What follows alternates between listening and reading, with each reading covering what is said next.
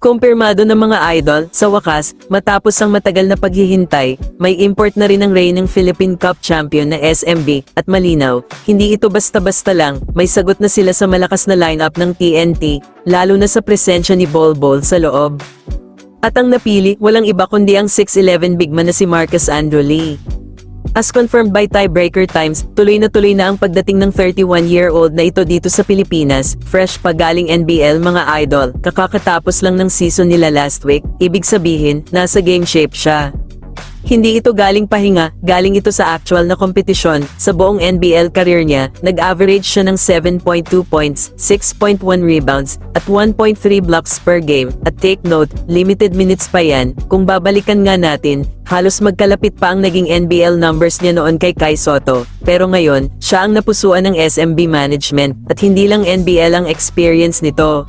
Nakalaro na rin siya sa NBA G League at doon mas lalong lumitaw ang potential niya. Nag-average siya ng 10.9 points, 7.5 rebounds, at 1.6 blocks per game sa G League affiliate ng Miami Heat. Ibig sabihin, tested na ito laban sa mas athletic at mas mabilis na competition.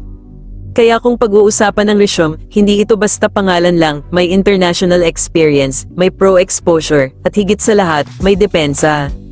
At dito papasok ang tunay na dahilan kung bakit siya kinuha ng SMB.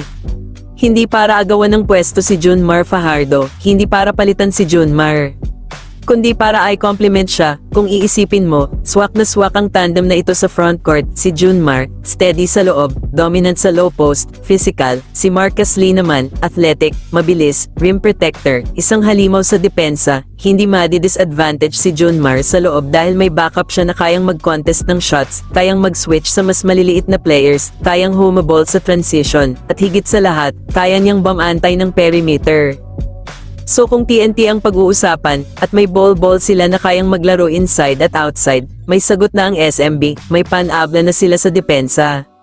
Parang tinimpla talaga ito para maging perfect balance, power at finesse, strength at athleticism. At kung magiging effective ang chemistry nila ni Junmar, pwedeng maging nightmare ito sa kalaban. Ngayon ang tanong mga idol, palag ba ito laban sa TNT? Sapat ba ang 6'11 athletic rim protector para pigilan ang inside-out game ng kalaban, o may kulang pa ba? Kayo, anong tingin ninyo? Marcus Lee ang pangalan, sagot ng SMB sa hamon ng TNT. Join the conversation mga idol, mag-comment lamang sa ibaba at sabihin ang opinion ninyo. At kung gusto ninyo ng mas marami pang basketball updates, analysis, at kwentuhan na walang halong bola-bola, this is Race Hoops Universe, hanggang sa susunod na upload.